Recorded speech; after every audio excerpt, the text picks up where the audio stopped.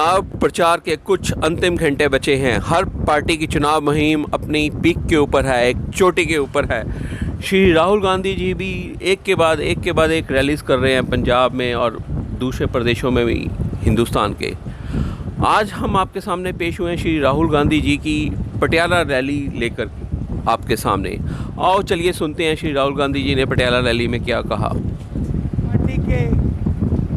Party के सारे कार्यकर्ता, हमारे बब्बर शेर,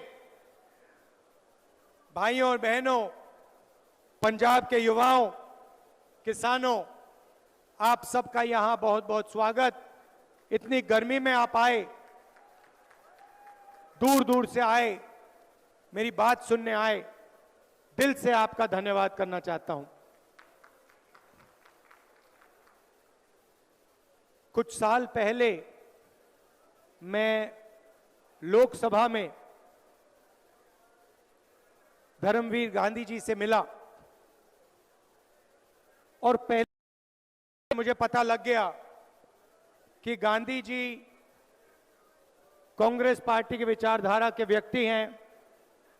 कॉन्स्टिट्यूशन, डिसेंट्रलाइजेशन की विचारधारा में बिलीव करते हैं और मुझे मालूम था कि कभी ना कभी गांधी जी कांग्रेस पार्टी में आएंगे और इसलिए काफी खुशी हो रही है।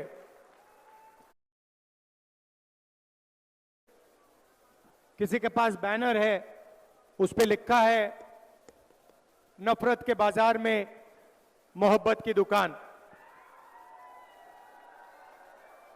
4000 किलोमीटर चला भारत जोड़ो यात्रा में,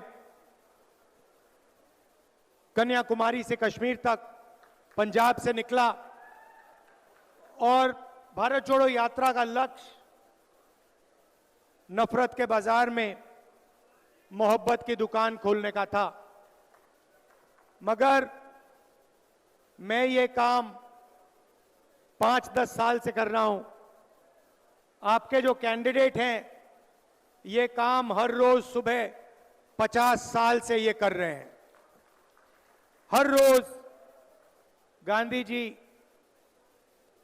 ओपीडी चलाते हैं, गरीब पेशेंट्स की मदद करते हैं और 50 साल से ये गरीबों की मदद कर रहे हैं। मोहब्बत की दुकान खोल रखी है इन्होंने और रोज सुबह उसको ये चलाते हैं। तो एक अलग तरीके के राजनेता हैं, विचारधारा पे चलते हैं, क्लैरिटी है, ऑनेस्ट हैं। तो मैं चाहता हूं कि इनको यहां आप भारी बहुमत से इनको यहां जिताइए। भाइयों और बहनों, लड़ाई संविधान की है। एक तरफ कांग्रेस पार्टी, इंडिया अलायंस जो संविधान की रक्षा कर रहा है और दूसरी तरफ बीजेपी और आरएसएस जो संविधान को बदलना चाहते हैं, रद्द करना चाहते हैं, खत्म करना चाहते हैं। मैंने अपने भाषण में कहा था, हिंदुस्तान यूनियन ऑफ स्टेट्स है। इसमें अलग अलग विचारधाराएं हैं, अलग स्टेट्स हैं, अलग भाषाएं हैं, अलग धर्म हैं, अलग जात हैं और इन सब चीजों की रक्षा ये कॉन्स्टिट्यूशन करता है, संविधान करता है। अगर पंजाब एक स्टेट है, अगर पंजाब को इज्जत मिलती है, यहां पे अलग अलग धर्म के लोग रहते हैं, अगर उनको इज्जत मिलती है, अगर दलितों को, पिछड़ों को, गरीबों को इज्जत मिलती है, अधिकार मिलते हैं, तो अंबेडकर जी का जो संविधान है, गांधी जी का जो संविधान है, उनको ये अधिकार देता है। और बीजेपी चाहती है कि जो यहां पहले होता था, राजाओं के टाइम, उससे पहले जो होता था, वो एक बार फिर हो। एक व्यक्ति पूरे देश को चलाए, एक भाषा हो, एक हिस्ट्री हो, एक कल्चर हो, एक धर्म हो, मगर हिंदुस्तान अलग अलग धर्मों का, अलग जातों का, अलग भाषाओं का देश है। और इसीलिए हम सबको कॉन्स्टिट्यूशन की, संविधान की रक्षा करनी है। भाइयों और बहनों, संविधान ने आपको हरी क्रांति दी, सफेद क्रांति दी, पब्लिक सेक्टर दिया, रिजर्वेशन दिया, सारा का सारा जो भी हिंदुस्तान के गरीब लोगों को मिला है वो इस संविधान ने दिया है। और मैं बीजेपी के लोगों से कहना चाहता हूं, नरेंद्र मोदी जी से कहना चाहता हूं कि देखिए, आपको जितने बयान देने हैं आप दीजिए। आपके नेता पब्लिक में कहते हैं कि हम कॉन्स्टिट्यूशन को फाड़ देंगे, बदल देंगे, मगर मैं आपको मैसेज देना चाहता हूं, इस संविधान को दुनिया में कोई शक्ति नहीं खत्म कर सकती है, क्योंकि ये संविधान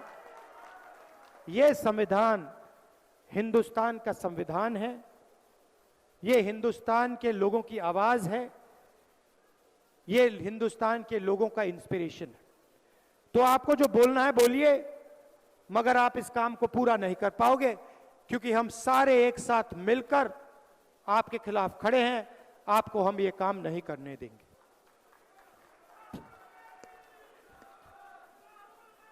भाइयों और बहनों, किसान पंजाब की रीढ़ की हड्डी है, हिंदुस्तान की रीढ़ की हड्डी है। और किसान 24 घंटा देश को भोजन देने में अपना खून, पसीना, मेहनत हर रोज डालता है। नरेंद्र मोदी जी ने पिछले 10 साल किसानों के लिए कुछ नहीं किया।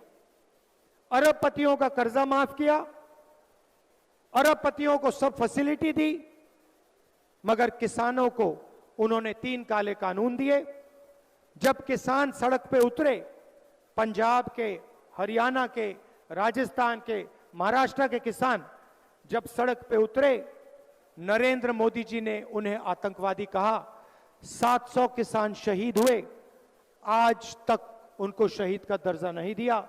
मैं पार्लियामेंट में बोलना चाहता था, शहीदों के बारे में बोलना चाहता था, मुझे बोलने नहीं दिया। अब कांग्रेस पार्टी की सरकार आ रही है। भारत जोड़ो यात्रा में हजारों किसानों से मैंने बात की। आपने मुझे 3 बातें बोली थी, मैं ये 3 बातें आपके लिए पूरी करके दूंगा। पहला काम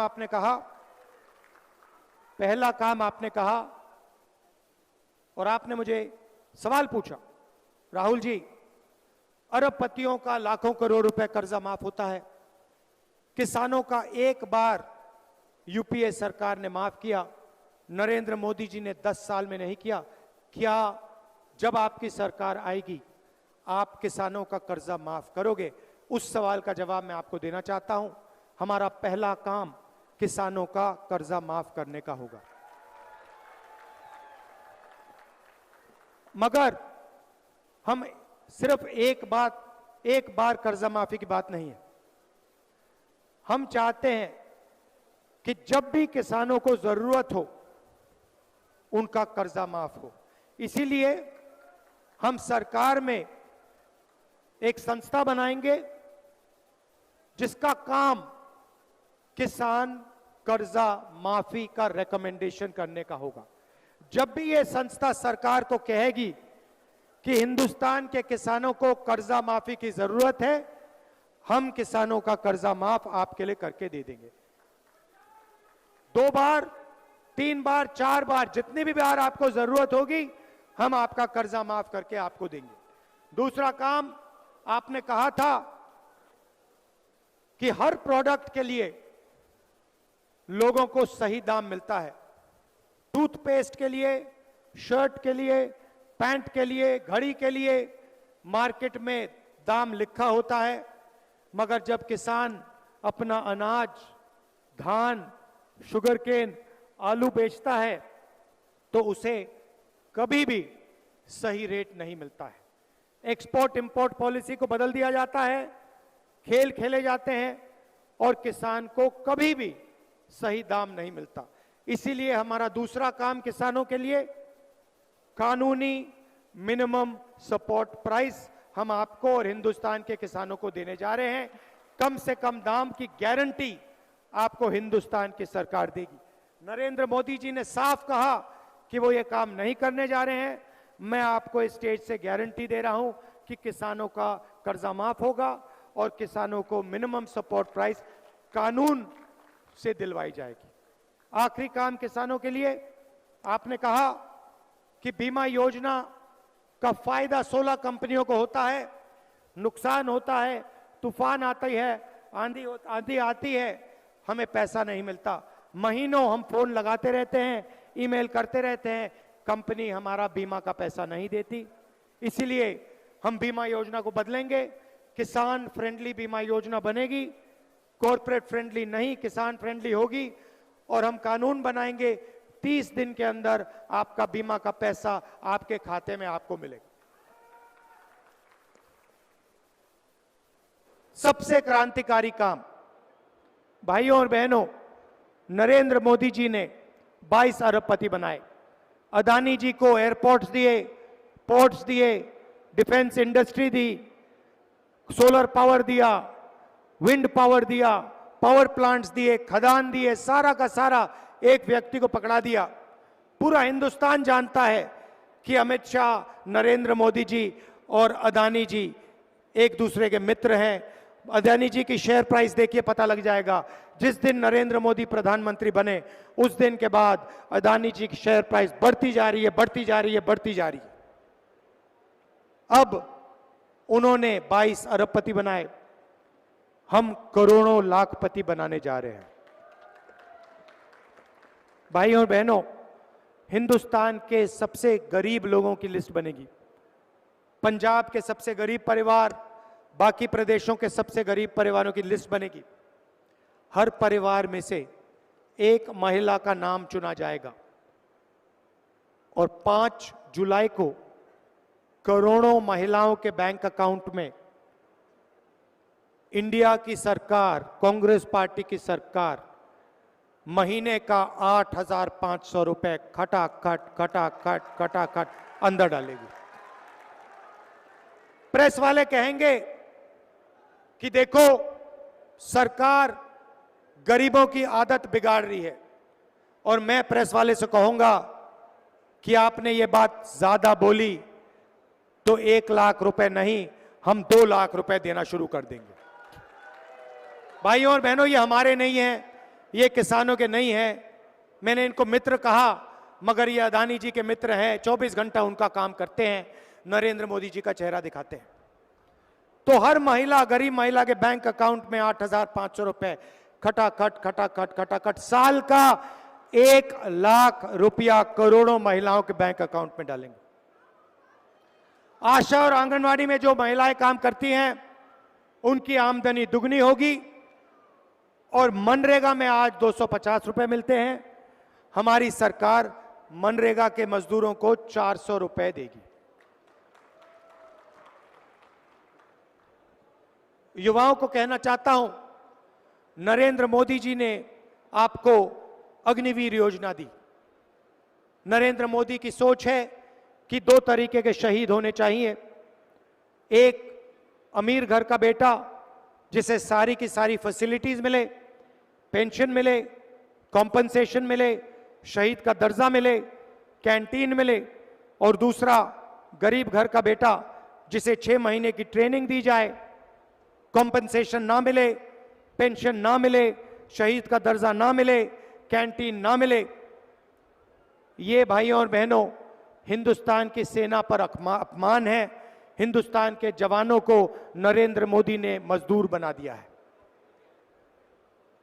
जैसे ही हमारी सरकार आएगी, हम अग्निवीर योजना को रद्द कर देंगे, कूड़ेदान में फाड़ के फेंक देंगे। हमें 2 शहीद नहीं चाहिए, 1 शहीद चाहिए। सबको पेंशन मिलनी चाहिए, सबकी मदद होनी चाहिए, सबके परिवारों की रक्षा मिलनी चाहिए, और सबको शहीद का दर्जा मिलना चाहिए। इसीलिए अग्निवीर योजना को हम रद्द कर रहे हैं। ये प्रधानमंत्री की योजना है, सेना इस योजना को नहीं चाहती है। इसको हम कैंसिल कर रहे हैं। 30 लाख सरकारी नौकरियां नरेंद्र मोदी ने नहीं भरी हैं। हम हिंदुस्तान के युवाओं के लिए 30 लाख सरकारी नौकरी भरेंगे और उनको हम आपके हवाले कर देंगे। और आखिरी और शायद सबसे ऐतिहासिक काम, हमारा नया स्कीम है, क्रांतिकारी स्कीम है, पहली नौकरी पक्की। इस स्कीम के माध्यम से हिंदुस्तान के बेरोजगार ग्रेजुएट्स को 1 साल की नौकरी मिलेगी, बेहतरीन ट्रेनिंग मिलेगी। पब्लिक सेक्टर में HAL, BHEL ऐसी कंपनीज में, प्राइवेट सेक्टर में, सरकारी अस्पतालों में, सरकारी कॉलेजेस यूनिवर्सिटीज में, सरकारी ऑफिसेज में 1 साल की नौकरी मिलेगी। 8,500 रुपए महीने का खटाखट करोड़ों बेरोजगार युवाओं के बैंक के अंदर जाएगा। 1 साल की नौकरी होगी। 1 साल में आपको हिंदुस्तान की सरकार 1 लाख रुपए देने का काम करेगी। भाई और बहनों, मैं गांधी जी से बात कर रहा था, आज हमने लंच खाया और उनसे मैं कह रहा था कि देखिए, मोदी जी ने अरबपतियों के जेब में पैसा डाला, अरबपतियों ने ये पैसा अमेरिका में इन्वेस्ट किया, बड़ी बड़ी इमारतें खरीदी, घर खरीदे, मैंशंस खरीदे। इन्होंने ये पैसा लंदन में, अमेरिका में, जापान में, दुबई में खर्च किया।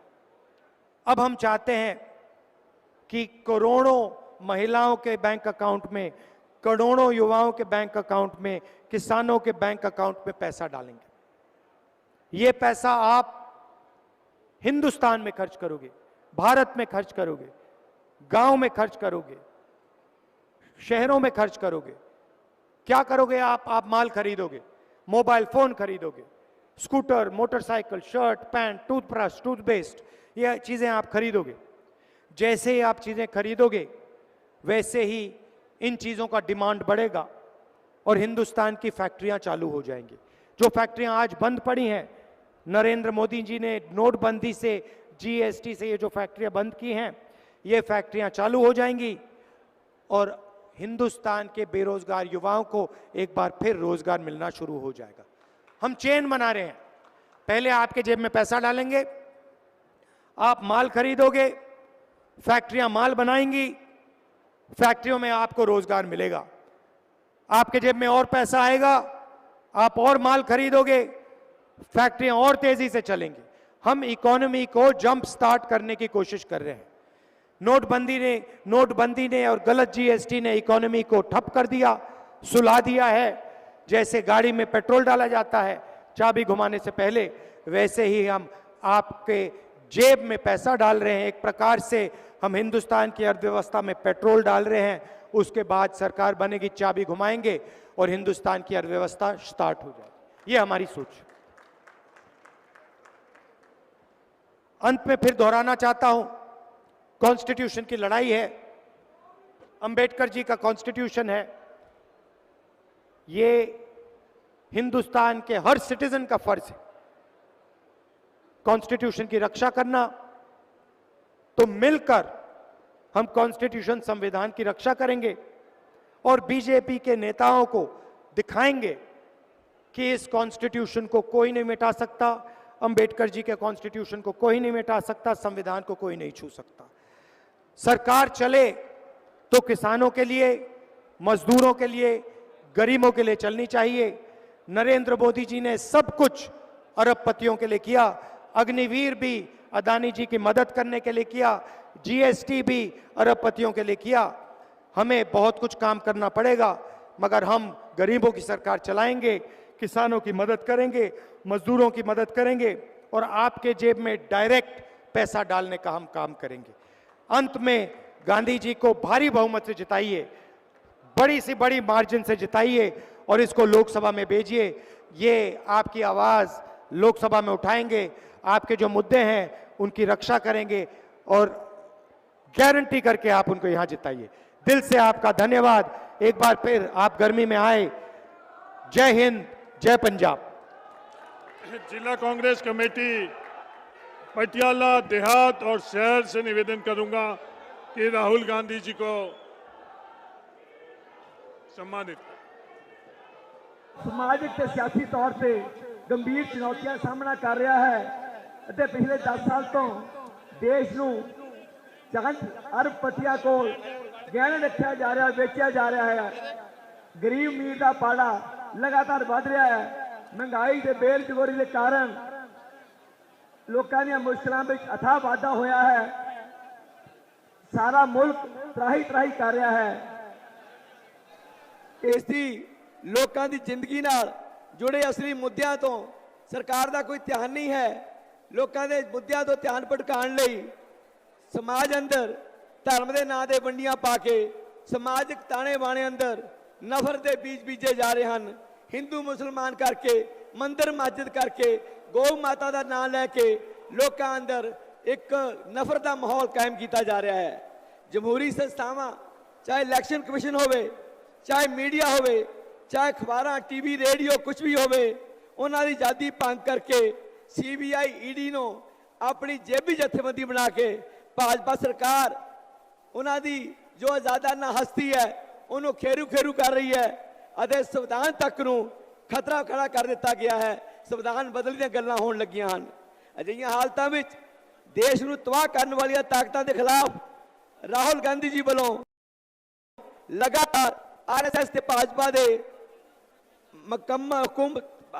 भाजपा हुकूमत खिलाफ विचारधारक जंग जारी है, जो पिछले 10 साल तो निरंतर दिन पर दिन गहरी ते गंभीर होती जा रही हैगी है।